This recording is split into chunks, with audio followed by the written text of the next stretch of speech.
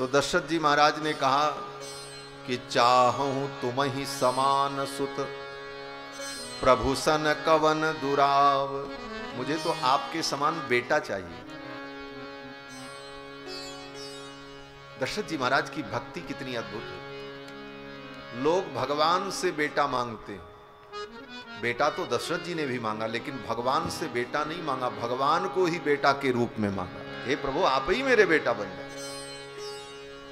क्यों? बोले बेटा में मोह होता है, बेटा बेटी में मोह हो जाता है, और आप ही मेरे बेटा बनोगे तो आप में मेरा अगर मोह हो गया तो मैं तर जाऊंगा, मेरा कल्याण हो जाए। संसार के पुत्र पौत्र में जो मोह है वही मोह भगवान में हो जाए, यही तो भक्ति है। संसार के कामी पुरुष में, कामी पुरुष का स्त्री में जो मोह होता है वो मोह भगवान में हो जाए। धन संपत्ति में जीव का जो मोह होता है वो मोह भगवान में हो जाए, इसी का नाम भक्ति है। गोस्वामी तुलसीदास जी कहते हैं, कामी ही नारी प्रियारे जिम लोभी प्रिय जिम दाम, तिमि रघुनाथ निरंतर प्रिय लागो मोहि राम। आप मुझे प्रिय लगे।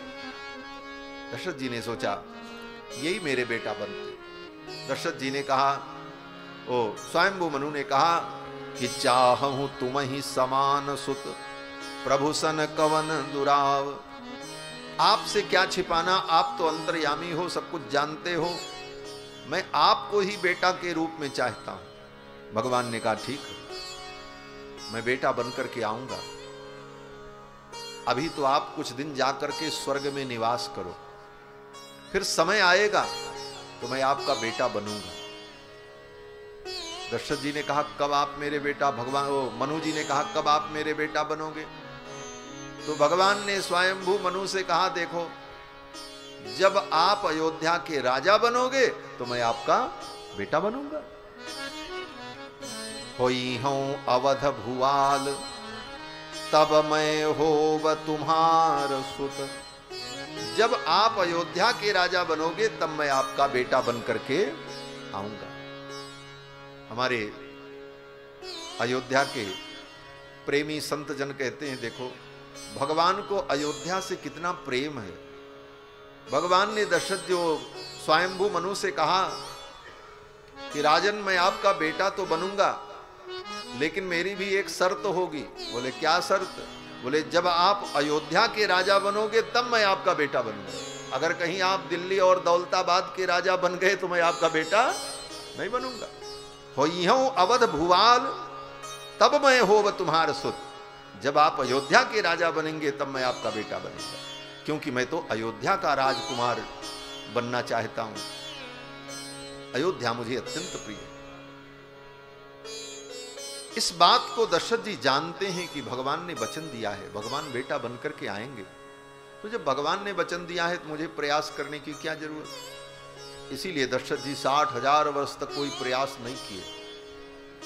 बोले तो प्रश्न दूसरा आ जाता है, फिर तो भगवान को बेटा बनकर के आना चाहिए था, क्यों नहीं आए? 60,000 वर्ष बीत गया। बोले भगवान आने को तैयार बैठे थे, लेकिन कोई बहाना नहीं बन रहा था। भगवान ने सोचा ऐसे ही मैं दशरथ जी का बेटा बन जाऊंगा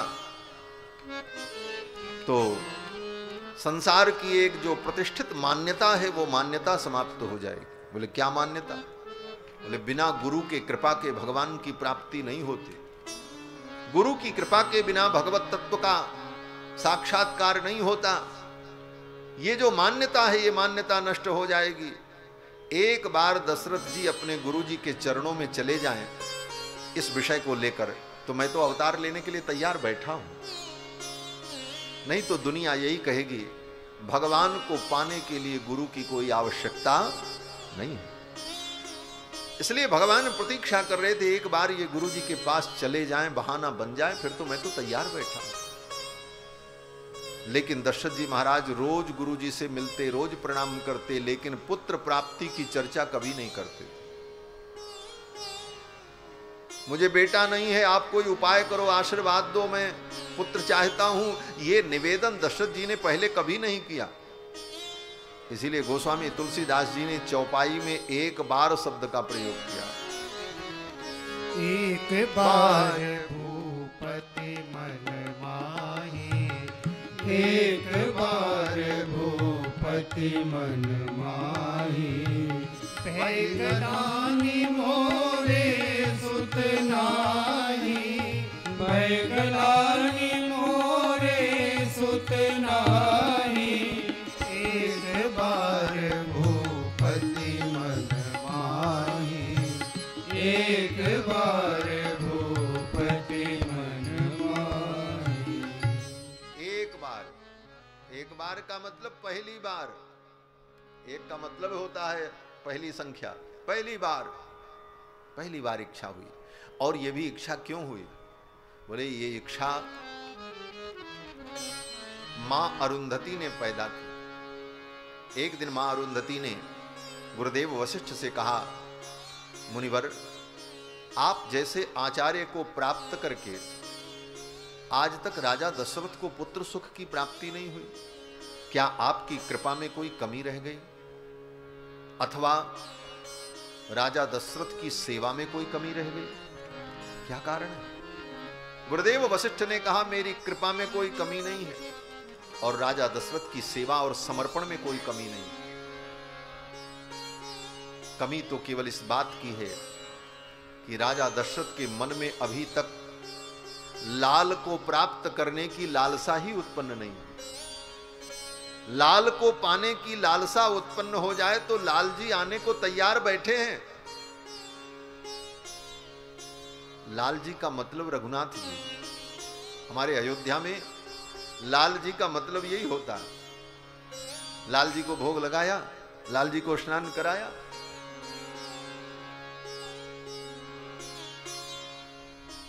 जो सारे जगत का लालन पालन करते हैं इसलिए लाल जी हैं, और इनका नाम लाल जी इसलिए भी है कि भक्त जिनको लाड लडाते हैं, जिनका लालन करते हैं, दुलार करते हैं, इसलिए ये लाल जी हैं।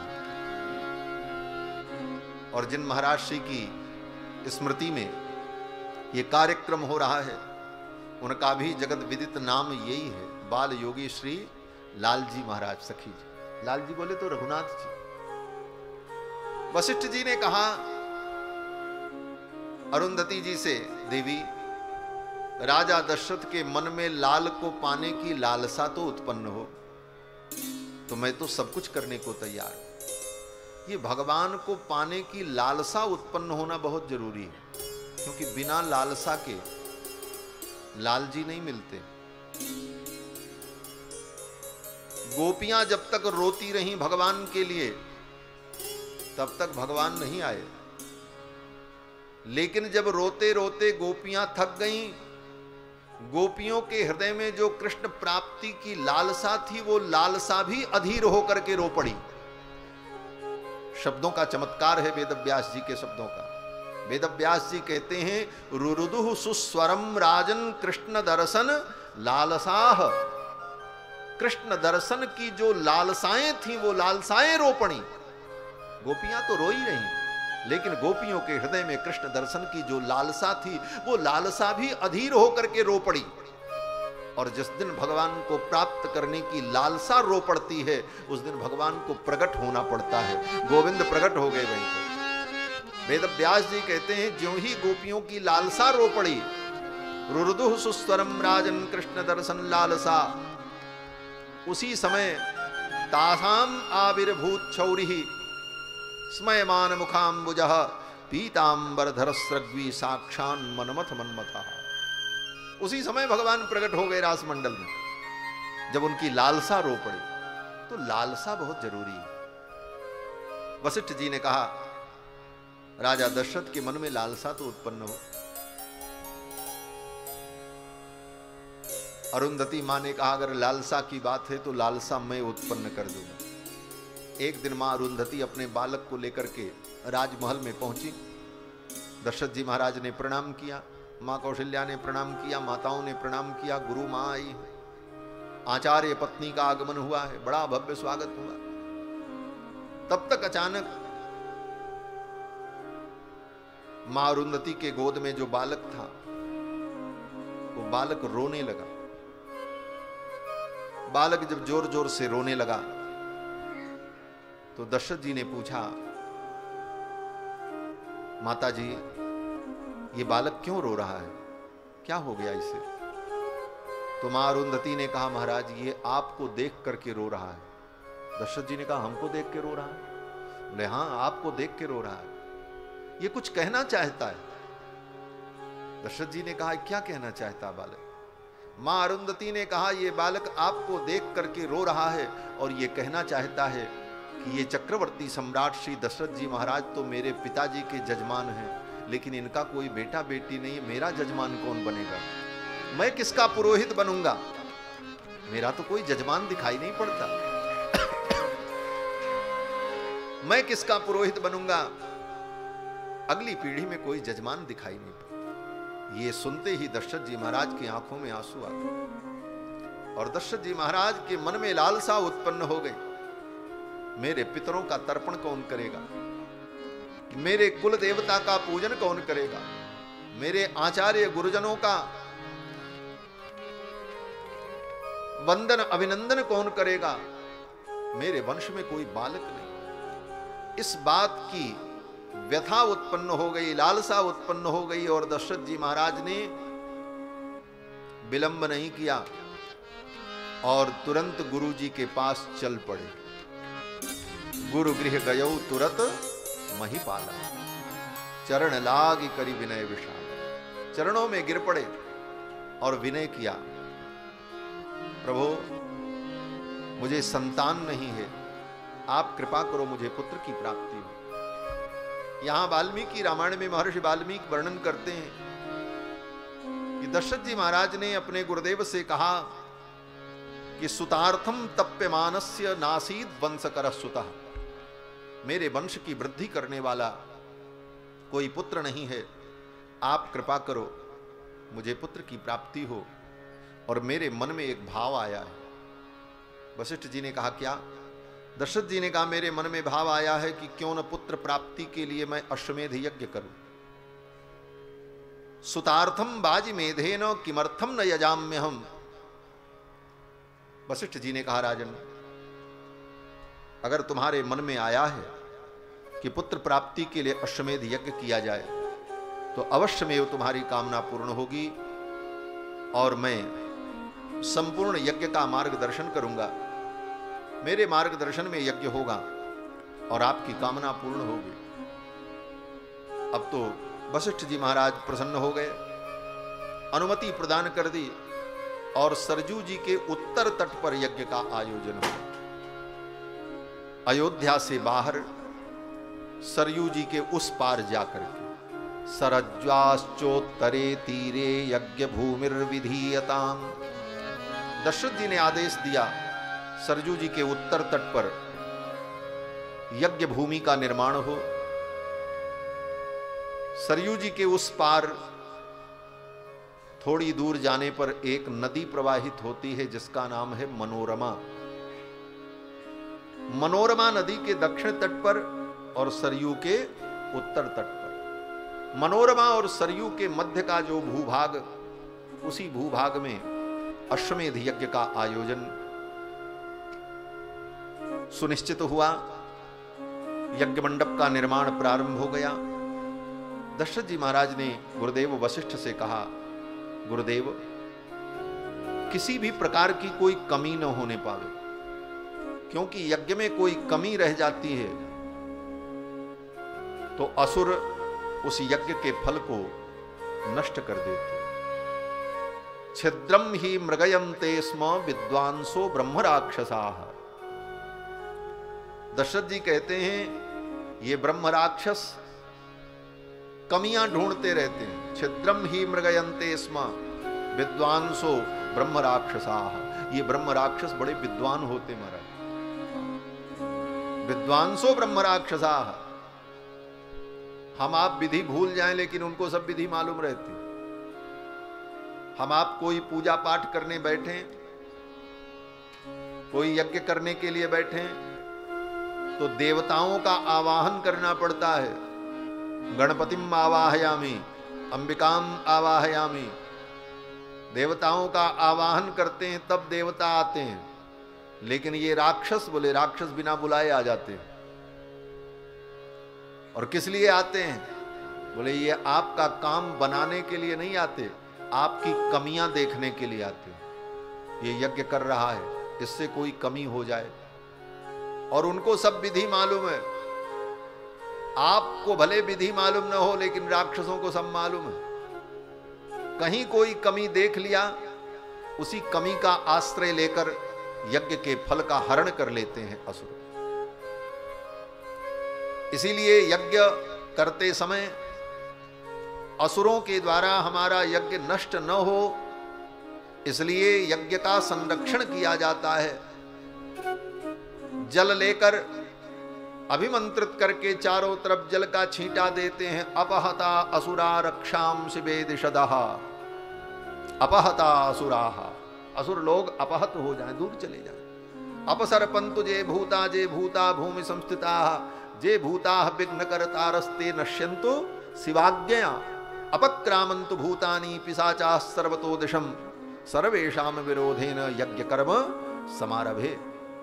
तो असुर ये बड़े विद्वान होते हमारे पूज्य गुरुदेव भगवान श्री ब्रह्मचारी जी महाराज कहा करते थे कि विद्वांसो ब्रह्म राक्षसाः, ये ब्रह्म राक्षस बड़े विद्वान। तो गुरु जी कहते कभी कभी विद्वान भी ब्रह्म राक्षस ही हो जाते हैं। विद्वांसो ब्रह्म राक्षसा, बोले विद्वान और ब्रह्म राक्षस? बोले हाँ, जो विद्वान होकर शास्त्रज्ञ होकर केवल दूसरों की कमियां ही बताता फिरे, दूसरों की कमियों का ही वर्णन करता रहे, वो विद्वान ब्रह्म राक्षस ही होता है। विद्वांसो ब्रह्म राक्षसा। विद्वान का मतलब क्या है? बोले विद्वान हो तो किसी में कोई कमी है तो उसकी कमी को दूर कर दो, केवल उसकी कमियों का वर्णन करो, उसका उपहास करो। बोले ये विद्वान का लक्षण नहीं है, ये तो ब्रह्म राक्षस का लक्षण है। विद्वान तो वो है जो दूसरे को परिपूरित कर दे, उसकी अपूर्णता को दूर कर दे, उसका नाम विद्वान है। उसी का नाम विप्र है। विप्र ही तो विद्वान होते हैं। विप्र का अर्थ क्या है? वी माने विशेष रूपेण प्रपूरयति इति विप्रः, विशिष्ट रूपेण प्रपूरयति, जो विशिष्ट रूप से उसको परिपूर्ण बना दे, उसकी कमियों को दूर कर दे, उसका नाम विप्र विद्वान। और जो केवल कमियां ही बताता रहे, बहुत से लोग ऐसे ही होते हैं महाराज, उनको केवल कमियां ही दिखती, बोले वही राक्षस है। क्यों? बोले वो सरस नहीं है, राक्षस हैं। क्योंकि साक्षर थे इसीलिए राक्षस हो गए। गुरुजी कहते थे साक्षर का उल्टा ही राक्षस होता है। साक्षर को उल्टा कर दो तो क्या हो जाएगा? बोले राक्षस हो जाएगा। बहुत बड़े साक्षर हो लेकिन सरस नहीं हो, बोले तो साक्षर का उल्टा राक्षस ही होता है। और सरस का उल्टा, बोले सरस का उल्टा सरस ही होता है। जीवन में सरस होना चाहिए। श्री दशरथ जी ने कहा, गुरुदेव विधिहीनस्य यज्ञस्य सद्यः कर्ता विनश्यति। विधि से हीन यज्ञ होने पर कर्ता का ही विनाश हो जाता है। इसलिए विधि से हीन यज्ञ न हो। आप ऐसा आशीर्वाद दो। फिर तो महाराज ब्राह्मणों का चयन हुआ, तैयारी प्रारंभ हो गई। तब तक श्री सुमंत्र जी महाराज जो दशरथ जी के मंत्री, वो धीरे से आए और दशरथ जी के कान में कुछ कहा। क्या कहा? बोले सुमंत्र जी ने कहा, महाराज मुझे एक बात याद आ गई। बोले क्या? सुमंत्र जी ने कहा कि आज से बहुत वर्ष पहले ऋषियों की सभा में ये चर्चा आई थी कि दशरथ जी को संतान की प्राप्ति कब होगी। तो उस सभा में भगवान सनत कुमार बैठे हुए थे। भगवान सनत कुमार ने कहा, जब दशरथ जी के मन में पुत्र प्राप्ति के लिए अश्वमेध यज्ञ करने की इच्छा उत्पन्न होगी तो समझ लेना पुत्र प्राप्ति का समय आ गया। ये बात सनत कुमार भगवान ने ऋषियों की सभा में कही थी। और आज आपके मन में अश्वमेध यज्ञ करने की इच्छा हुई, इसका मतलब पुत्र प्राप्ति का वो काल आ गया। लेकिन हे महाराज, उसी समय सनत कुमार भगवान ने एक बात और कही थी। बोले क्या कही थी? बोले यज्ञ करने की जब इच्छा होगी तो श्रृंगी ऋषि आएंगे और श्रृंगी ऋषि के द्वारा यज्ञ का संपादन होगा। उस यज्ञ के अध्वर्यु जो होंगे वो श्रृंगी ऋषि होंगे, तब उनकी कामना पूर्ण होगी। इसलिए भगवान सनत कुमार की वाणी को प्रमाण मान करके श्रृंगी ऋषि का आवाहन किया जाए, उन्हें बुलाया जाए, तब ये यज्ञ प्रारंभ हो। दशरथ जी महाराज ने ये सब बातें गुरुदेव वशिष्ठ से कही। वशिष्ठ जी ने कहा ठीक है। फिर तो श्रृंगी ऋषि जी का आवाहन हुआ। श्रीमद् रामचरितमानस में गोस्वामी तुलसीदास जी महाराज वर्णन करते हैं, श्रृंगी ऋषि वशिष्ठ बुलावा, पुत्र काम शुभ यज्ञ करावा। लेकिन यहां पर वाल्मीकि रामायण में महर्षि वाल्मीकि वर्णन करते हैं कि श्रृंगी ऋषि को बुलाने के लिए दशरथ जी स्वयं गए। वशिष्ठ जी ने कहा राजन आप जाओ, आदर पूर्वक उन्हें लेकर के आओ।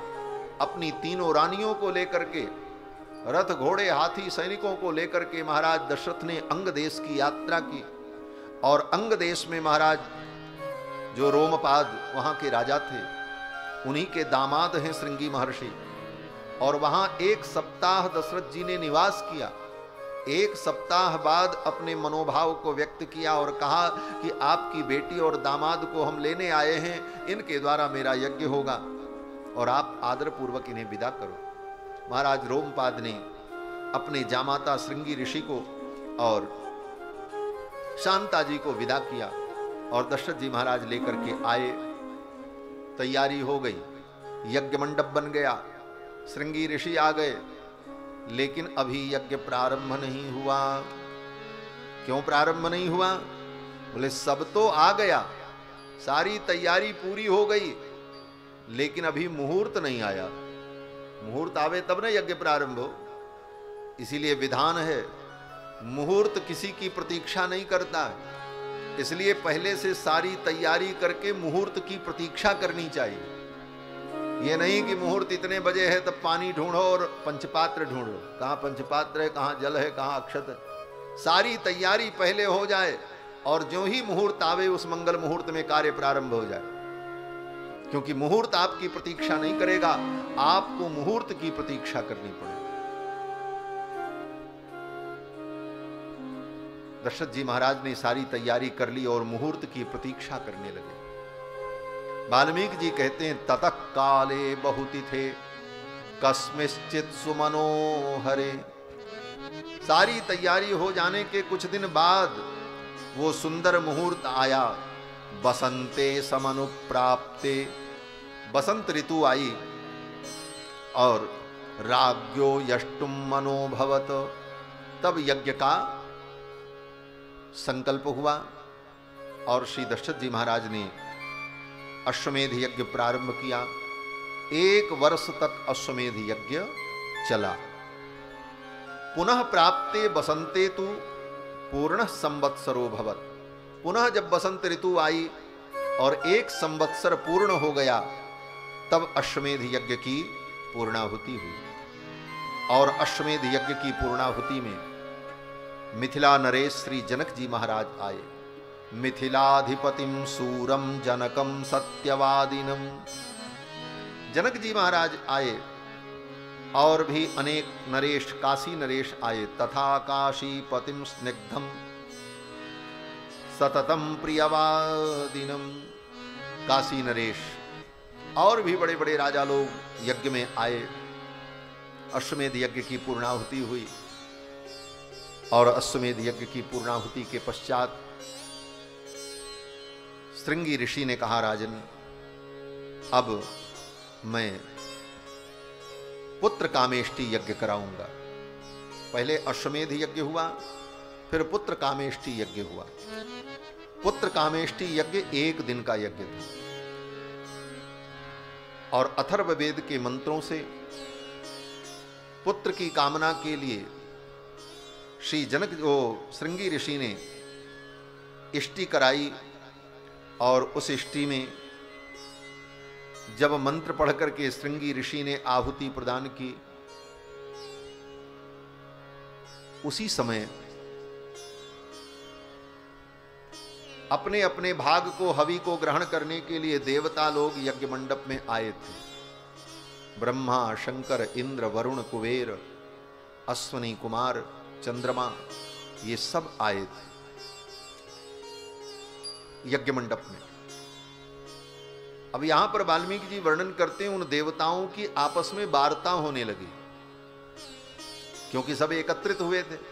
ऐसे तो सब अलग अलग अपने अपने लोक में रहते हैं, लेकिन यज्ञ में भाग ग्रहण करने के लिए जब एक जगह आए तो आपस में कुछ चर्चा प्रारंभ हुई। और जब लोग एकत्रित होते हैं तो समसामयिक विषय पर ही चर्चा होती। समसामयिक विषय क्या था? बोले रावण का आतंक। रावण के आतंक से त्रिलोकी त्रस्त थी। उन देवताओं ने दशरथ जी के यज्ञ में आकर के इसी विषय की चर्चा की और सब ब्रह्मा जी से कहने लगे, पितामह, आपके कारण ही ये सब अनर्थ हो रहा। आपने रावण को वरदान देकर इतना उद्धत बना दिया है कि रावण सारी त्रिलोकी को त्रास दे रहा है। वरुण ने, कुबेर ने, सूर्य ने, चंद्रमा ने, सब ने अपने अपने दुख ब्रह्मा जी को सुनाए। ब्रह्मा जी कभी इनकी सुनते, कभी उनकी सुनते, और ब्रह्मा जी कोई उत्तर नहीं दे पाते। सब ब्रह्मा जी को ही दोष दे रहे थे, आपके कारण ही सब कुछ हुआ, आपने ही वरदान दिया था रावण को।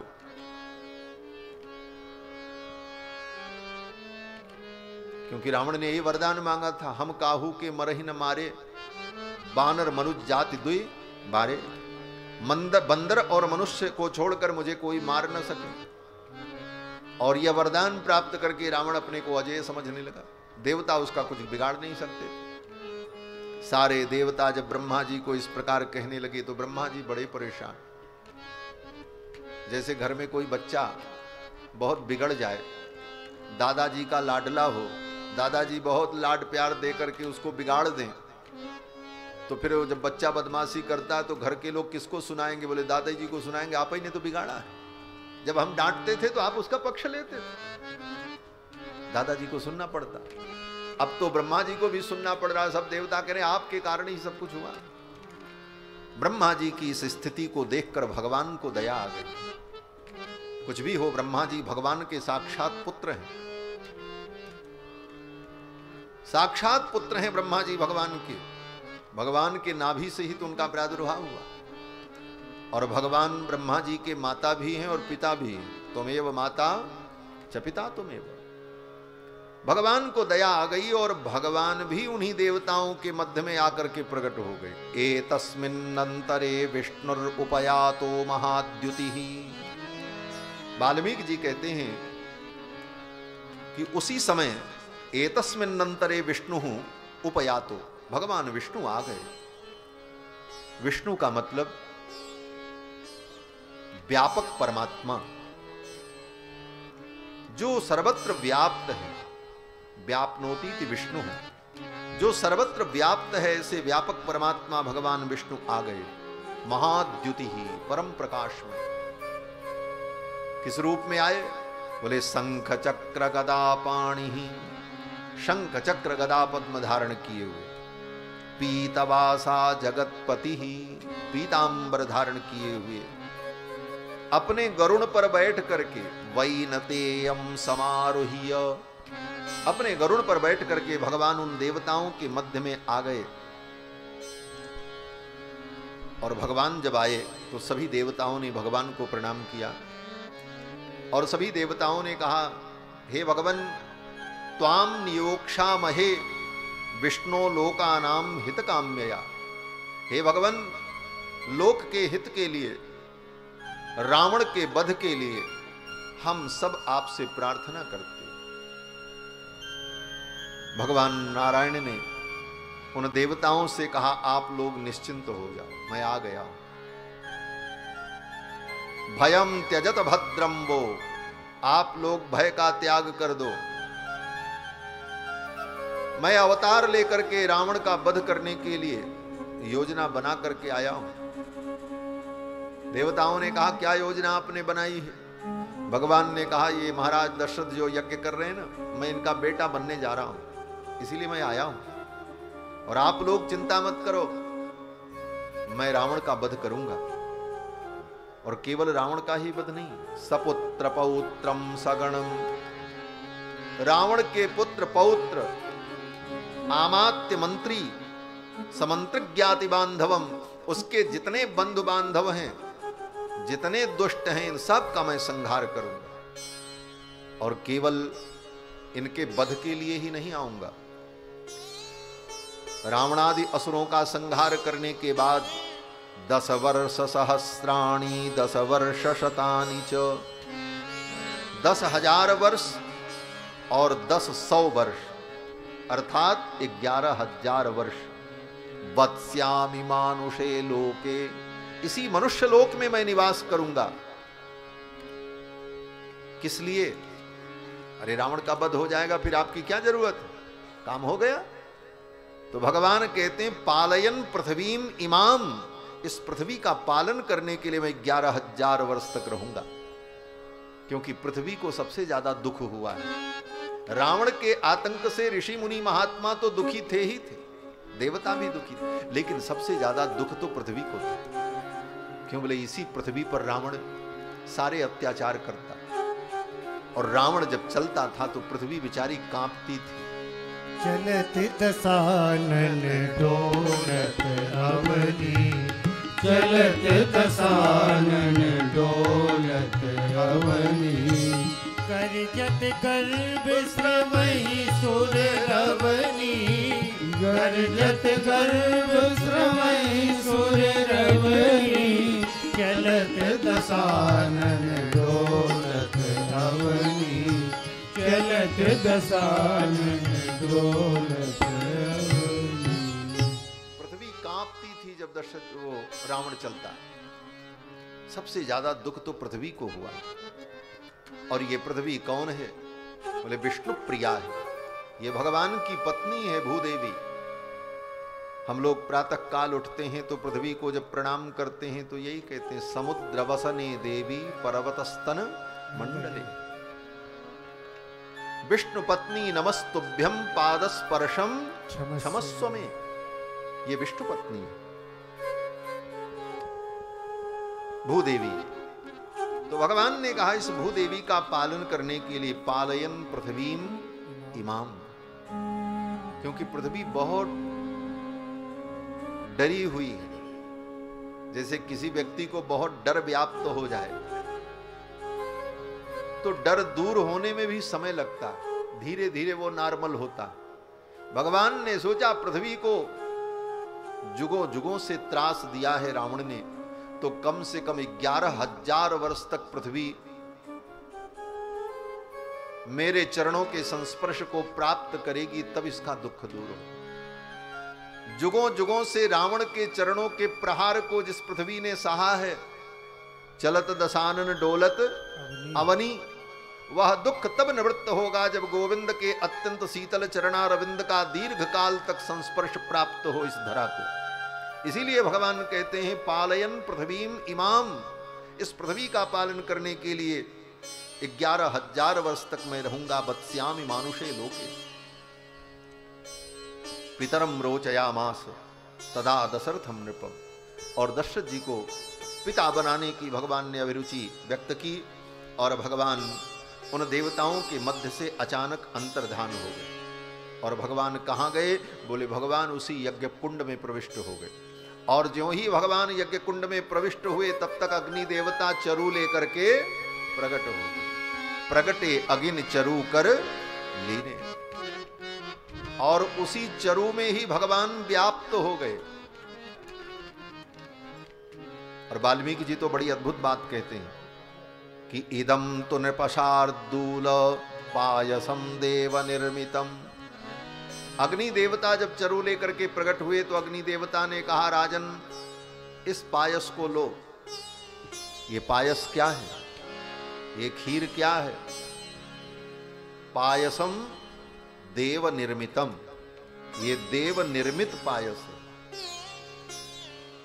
दूध, चीनी, शर्करा और तंडुल से निर्मित पायस नहीं है। शर्करा, तंडुल और दुग्ध से निर्मित पायस नहीं है, अपितु पायसम देव निर्मितम। स्वयं देवाधिदेव भगवान ही पायस बन गए। देव निर्मितम, प्रजाकरम गृहाणत्वम, इसे ग्रहण करो, ये प्रजा को देने वाला है, संतान को देने वाला है। और अगर इसे मानो कि दूध, शर्करा और तंडुल से बना है, तो ये तीनों वस्तुएं क्या हैं? बोले कर्म, ज्ञान, भक्ति। तंडुल ही कर्म है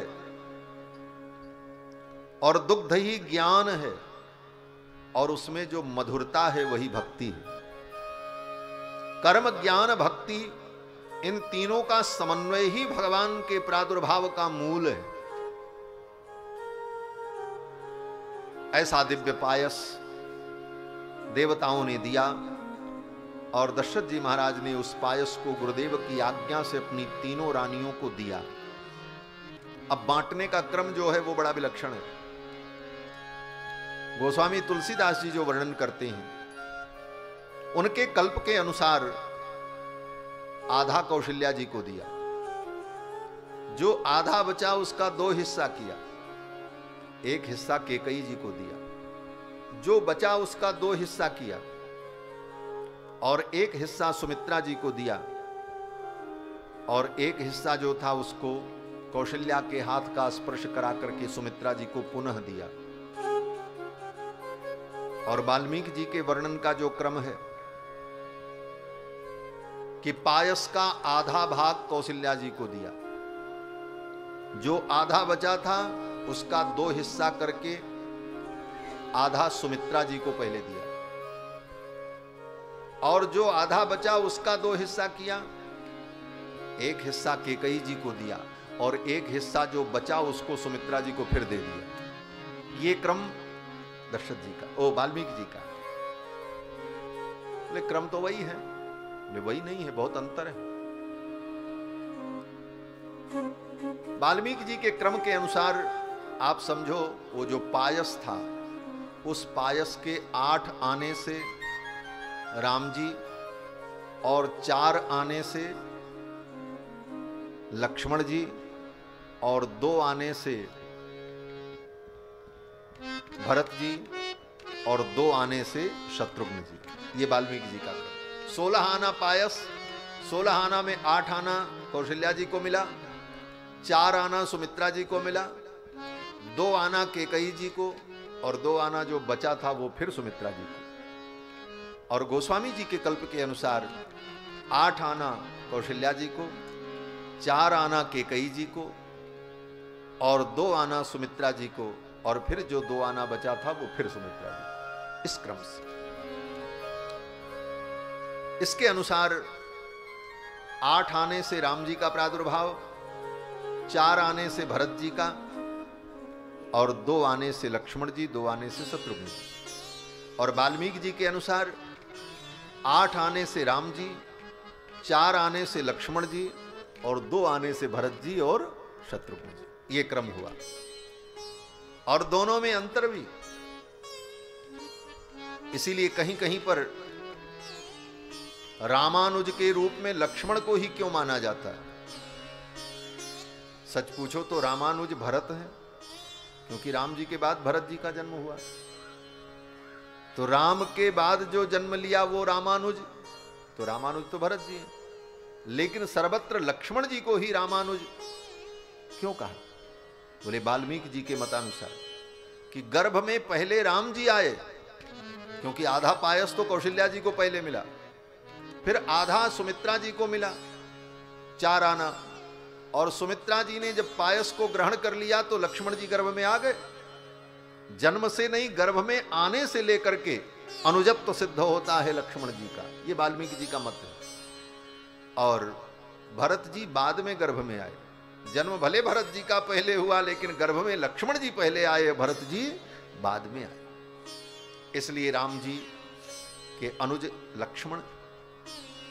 इस प्रकार से तीनों रानियां अंतर्वतनी हुई, और जब से गर्भ में भगवान आए, अयोध्या में आनंद की लहर छा गई। या दिन ते हरि गर्भ आए, या दिन ते हरि गर्भ आए, सकल लोक सुख संपत्ति छाए, सकल लोक सुख संपत्ति छाए।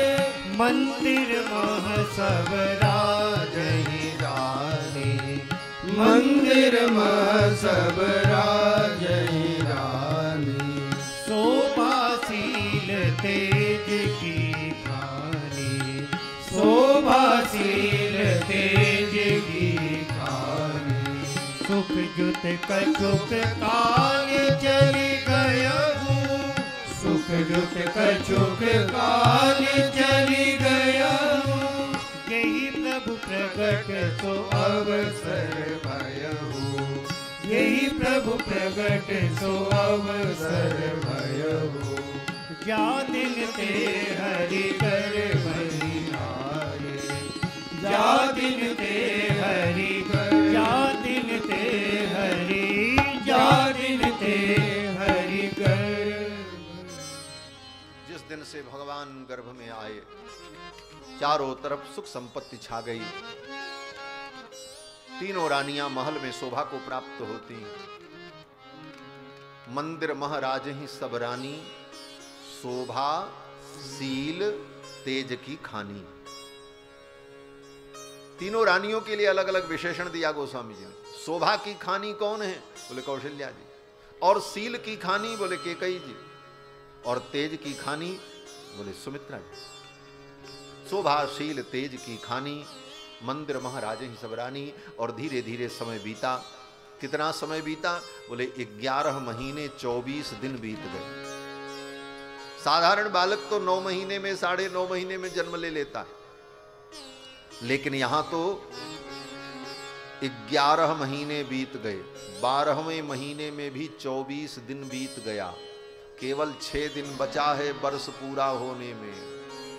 वाल्मीकि जी कहते हैं कि इस प्रकार से ततो यज्ञे समाप्ते तु ऋतूनाम षट् शमत्ययुः। यज्ञ की समाप्ति के बाद 6 ऋतुएं बीत गईं। ततश्च 12 मासे 12वां महीना आ गया। और 12वें महीने में भी 24 दिन बीत गए। अभी भगवान प्रकट नहीं हुए। दास दासियां तो सब तैयारी करके बैठी हैं। 9वां महीना लगा, उसी दिन से तैयारी शुरू थी, उसके पहले से। लेकिन 9 महीना बीत गया, 9.5 बीता, 10 बीता, 10.5, 11 महीने भी बीत गया। दास दासियों ने सोचा अब तो पता ही नहीं है कब होगा, अब तो जब होगा तब देखा जाएगा। सारी तैयारी, लेकिन कहीं किसी को कोई संकेत नहीं, कोई प्रसव वेदना नहीं। मां कौशल्या भी बस भगवान का ध्यान करती, कब समय आएगा और मैं बालक का दर्शन करूंगी। एक दिन मां कौशल्या अपने प्रसूति कागार में बैठी थी, अपने कक्ष में बैठी थी, और मध्याह्न की वेला थी। पूर्व दिशा की ओर देख रही थी और मां कौशल्या सोच रही थी बालक का जन्म कब होगा। 11 महीने तो बीत गए, 11 महीने 24 दिन हो गए। और संयोग से उस दिन चैत्र का महीना, शुक्ल पक्ष नवमी तिथि, मंगलवार दिन, पुनर्वसु नक्षत्र, अभिजित मुहूर्त, जोग लगन ग्रह बार तिथि सकल भये अनुकूल, सब अनुकूल। मां कौशल्या पूर्व दिशा की ओर देख रही थी। तब तक मां कौशल्या के सामने भगवान शंख चक्र गदा पद्म धारण किए हुए चतुर्भुज रूप में प्रकट हो गए। मां कौशल्या के सामने भगवान जब प्रकट हुए, मां कौशल्या ने भगवान के अद्भुत रूप को देखा। हाथ जोड़ करके मां कौशल्या प्रार्थना करने लगी, महाराज भय प्रकट कृपाला दीन दयाला कौशल्या हितकारी, हर्षित महतारी मुनिवन हारी, अद्भुत रूप निहारी। लोचन अभिरामा तनु घन श्यामा, आयुध भुज जारी, भूषण वन माला नयन विशाला, करारी। कहे दुई कर जोरी स्तुति तोरी, यही विधि करऊं अनंता। माया गुण ज्ञाना तीत अमाना, वेद पुराण बनंता। करुणा सुख सागर सब गुण आगर, यही गावई श्रुति संता। सोम हित लागी जन अनुरागी, भयउ प्रगट श्रीकंता। ब्रह्मांड निकाया निर्मित माया, रोम रोम प्रतिभेद कर। मम पुर शोभासी उपहासी, सुनत धीर मति थिर नर। उपजा जब ज्ञाना प्रभु मुस्काना, चरित बहुत विधि कीन जय। कही कथा सुहाई मात बुझाई, यही प्रकार सुत प्रेम लय। माता पुनि बोली सोमति डोली, तजहु तात रूपा। जैसी सुलीला अति प्रिय शीला, यह सुख परम अनूपा। सुन वचन सुजाना रोदन ठाना, होई बालक सुर भूपा। यह चरित जगावई हरिपद पावई, तेन परई भव कूपा। यह चरित जगावई हरिपद पावई, तेन परई भव कूपा। पितृतेनु सुर संत हित, लीन मनुज अवतार। निज इच्छा निर्मित तनु, आया गुण गोपार। सियावर रामचंद्र जी की जय, पवन सुत हनुमान जी की जय। बोलो भाई सब संतन की जय। भगवान माँ कौशल्या के सम्मुख चतुर्भुज रूप में प्रकट हो गए। माँ कौशल्या ने स्तुति की। भगवान ने कहा हम तो आपके बेटा बनने आए। माँ कौशल्या ने कहा महाराज बेटा बनने आए हो, लेकिन बेटा जैसा दिख नहीं रहे हो, आप तो बाप जैसे दिख रहे हो। कौन मानेगा कि आप हमारे बेटा हो? जगत पिता कर सुत मैं जाना, जगत पिता को मैं अपना बेटा बना लूं, कैसे दुनिया मानेगी? लोग मेरा उपहास करेंगे। मां कौशल्या ने कहा कि मम उरसो बासी यह उपहासी, सुनत धीर मति थिर न रहे। लोगों की बुद्धि स्थिर नहीं रहेगी, लोग कहेंगे कौशल्या पागल हो गई। जगत पिता कहीं किसी के बेटा बनते? तब भगवान ने कहा मैं क्या करूं? मैया ने कहा अगर आप बेटा बनने आए हो तो पहले तो ये रूप त्यागो, ये 4 हाथ वाला रूप हटाओ, 2 हाथ बनाओ। बोले 4 हाथ से क्या समस्या है? मां कौशल्या ने कहा आपको क्या पता है, ये दुनिया है, यहां किसी के घर में बेटा बेटी पैदा हो और 1 उंगली भी ज्यादा हो जाए तो घर की माताएं कहती हैं अरे बेटा तो हुआ है लेकिन 1 उंगली ज्यादा है, क्या लक्षण होगा, क्या होगा? विविध प्रकार की वार्ता होने लगती। और उंगली कौन कहे, यहां तो 2-2 हाथ ही ज्यादा है, ये 2 हाथ हटाओ। भगवान ने अपनी 2 भुजाओं को कम कर दिया।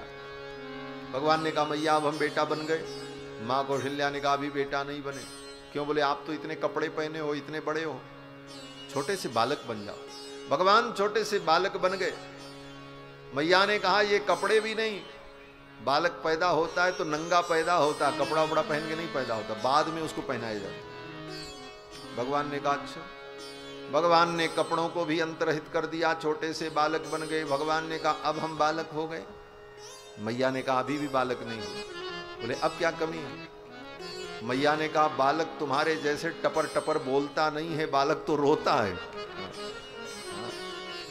बालक टपर टपर बोलता थोड़ी, वो तो रोता है केवल। तो आप रोवो, आप थोड़ा रुदन करो बालक बन करके। भगवान ने कहा मैया मुझे रोना पड़ेगा। मैया ने कहा ये संसार है, यहां जो आता है सबको रोना पड़ता है, आपको भी रोना पड़ेगा, यही रीति है संसार की। और फिर मैया के वचन को मान करके भगवान रोने लगे। सुनी बचन सुजाना रोदन ठाना, होए बालक सुरभूपा। भगवान तो रोने लगे। बोले अब भगवान रो रहे हैं। बोले तो हम लोग क्या करें? बोले हम लोग गावें। संसार में दो ही काम होता, रोना और गाना। जब भगवान रो रहे हैं बालक बन करके तो हम लोग क्या करें? बोले हम लोग गावें। क्या गावें? बोले यह चरित जे गावें हरिपद पावें तेन परहि भवभूपा। राम जी रो रहे हैं, इस चरित्र को गाओ। भगवान प्रकट हुए, इस चरित्र को गाओ। भगवान बालक बन करके रोने लगे। अब जब भगवान ने रुदन किया, महल की दीवारें महाराज प्रफुल्लित हो, महल के परमाणु परमाणु उल्लसित हो गए। क्यों?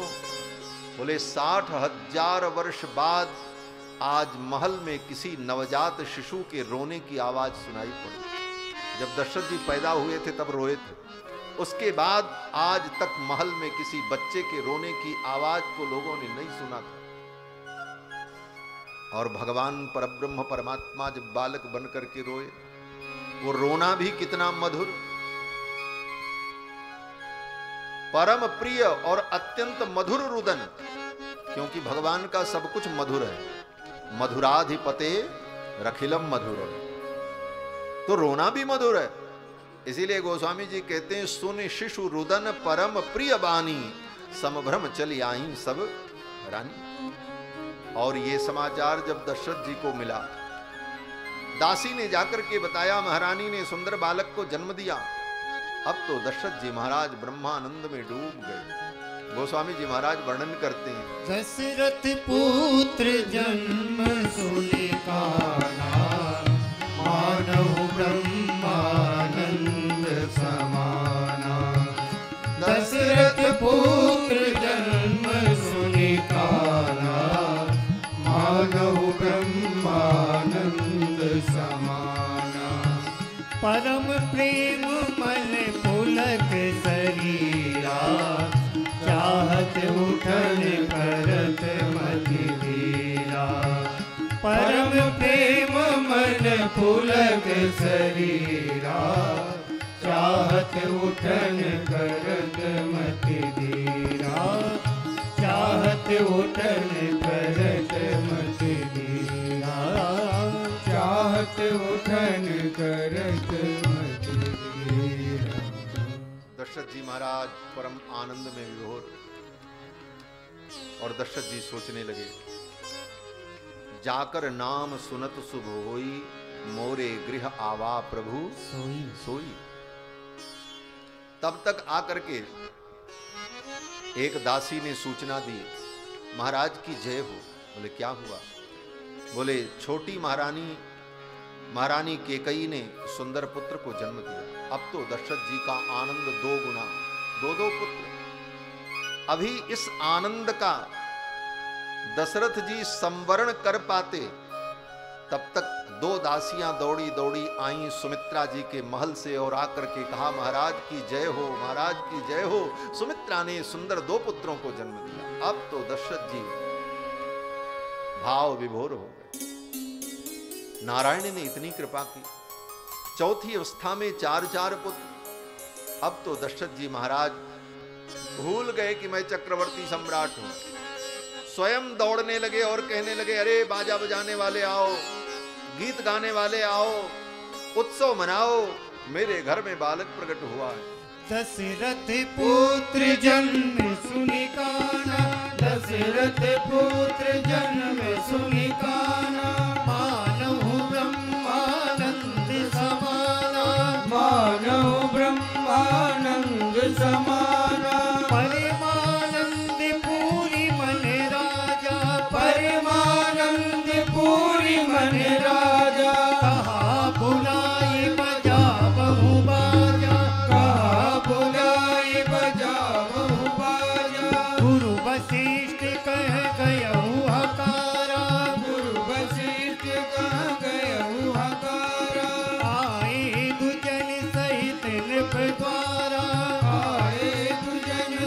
के नृप द्वारा अनुपम बालक देखिन जाई अनुपम बालक देखिन जाई रूप राशि गुण कहीं न सिराई रूप राशि गुण कहीं न सिराई।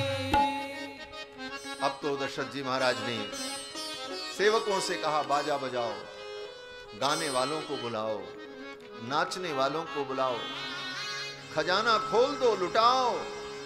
अब तो मंत्रियों ने खजाना खोल दिया।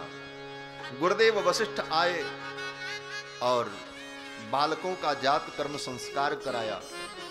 जात कर्मात्मजस्य वही नांदी मुख श्राद्ध करी जात कर्म सब कीन। नांदी मुख श्राद्ध किया, बालकों का जात कर्म किया और खजाना खोल दिया। बोले खूब लुटाओ। अब तो महाराज माल लुटने लगा और क्या नहीं लुटाया। गोस्वामी जी कहते हैं सर्वस दान दीन सब काहू, सबको सब कुछ दिया, लेकिन जो पाया वो भी अपने पास नहीं रखा, उसने दूसरे को दे दिया, तुम ले जाओ। सर्वस दान दीन सब काहू, जेहि पावा राखा नहीं ताहू। और तब तक अयोध्या की गलियों में ये समाचार फैल गया। क्या समाचार? बोले कौशल्या ने जायो लल्ला, मोहल्ला में हल्ला सो मच गई। अब तो अवध की जो बधूटियां थीं, अवध की जो देवियां थीं, वो सज सज करके श्रृंगार सामग्री, उपहार की सामग्री, मांगलिक द्रव्य लेकर दशरथ जी के द्वार पर पहुंच गईं। बाजे बजाने वाले आ गए। अब तो दशरथ जी महाराज के द्वार पर जो उत्सव हुआ महाराज, सब नाच रहे हैं, मगन हैं और सब बधाई दे रहे हैं दशरथ जी को। और दशरथ जी के आंगन में, और एक आंगन नहीं, दशरथ जी के 7 आंगन थे महाराज, 7 पौर थे। महल में प्रवेश करने के बाद पहला आंगन, फिर दूसरा आंगन, हर आंगन में उत्सव प्रारंभ हो गया और सब जगह बधैया गाई जा रही है और सब लोग मगन हैं और उत्सव मना रहे हैं।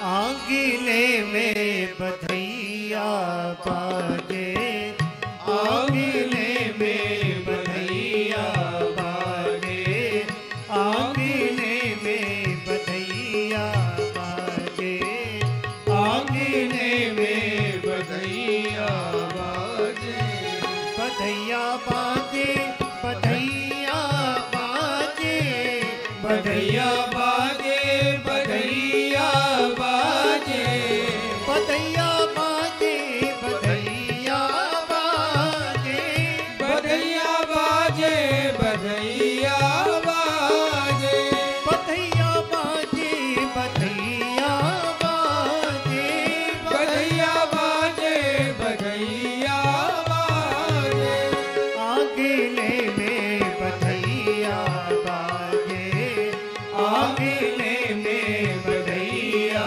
बाजे। बधाई हो।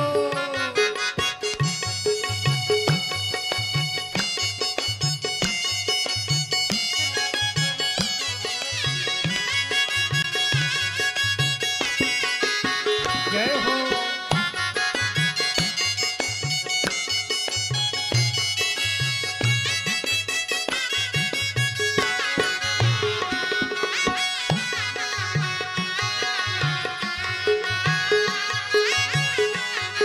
बधाई हो।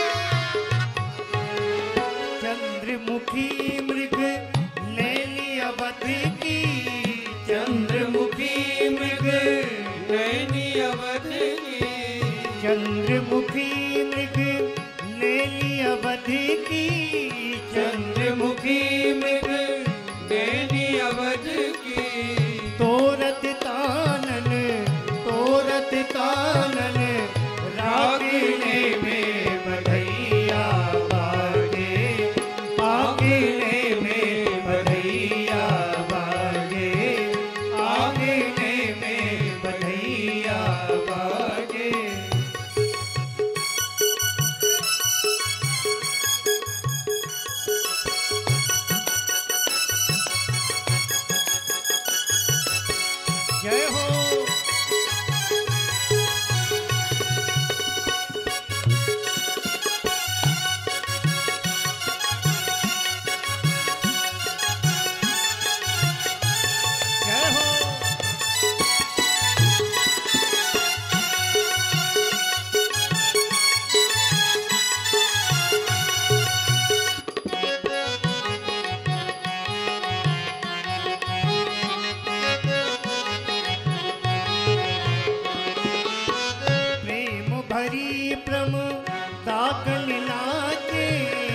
प्रेम भरी प्रमदागन नाचे, प्रेम भरी प्रमदागन नाचे, प्रेम भरी प्रमदागन नाचे, प्रेम भरी प्रमदागन नाचे, प्रेम भरी प्रमदागन नाचे, प्रेम भरी प्रमदागन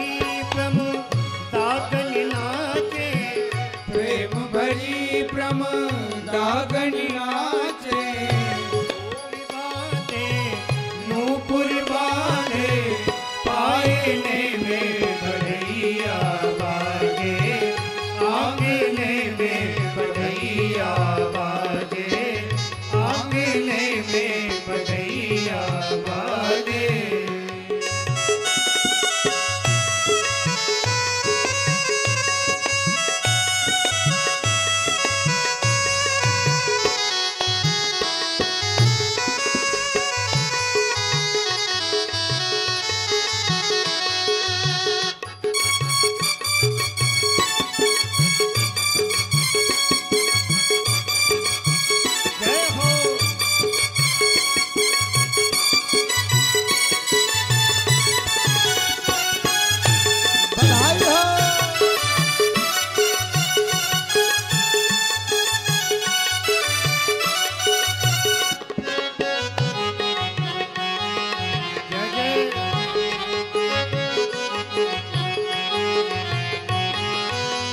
न्योछावर श्री राम लला झुकी, न्योछावर श्री राम लला झुकी, न्योछावर श्री राम लला झुकी, न्योछावर श्री राम लला झुकी, न्योछावर श्री चारों लला की, न्योछावर श्री चारों लला की, न्योछावर श्री चारों लला की, न्योछावर श्री चारों लला की, नहीं भूला जते, नहीं भूला जते, आंगने में बढ़ैया बाजे, आंगने में बढ़ैया बाजे, आंगने में बढ़ैया बाजे।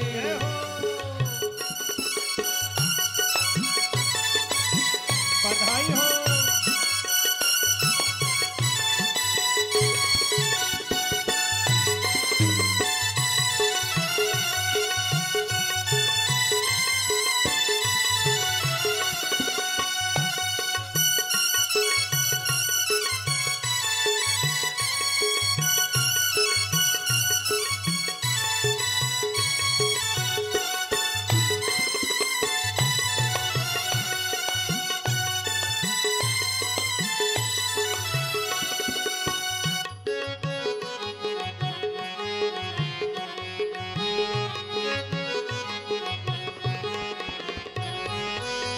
सिया अली यह कौतुक देखत, सिया अली है कौतुक देखत, सिया अली यह कौतुक देखत, सिया अली है कौतुक देखत, सिया अली यह कौतुक देखत, सिया अली है कौतुक देखत, बीती रजनी, बीती रजनी, जागने में बढ़ैया बाजे, आंगने में बढ़ैया बाजे, आंगने में बढ़ैया बाजे।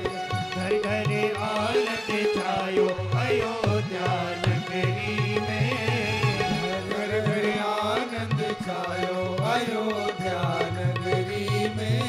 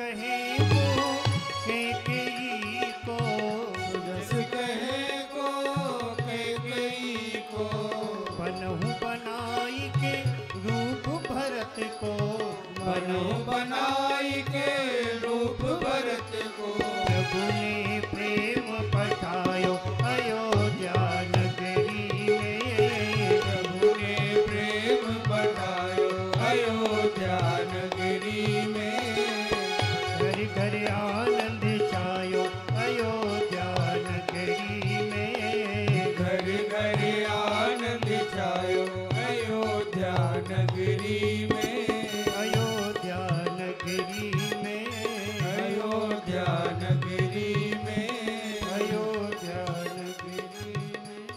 अयोध्या नगरी में। बोलो श्री राम लला सरकार की जय। श्री राम जन्म महोत्सव की जय। आज के आनंद की जय। बाल योगी श्री लाल जी महाराज की जय। पूज्य महाराज जी की जय। सब संतन की जय। सब भक्तन की जय। गंगा मैया की जय। जय जय सीता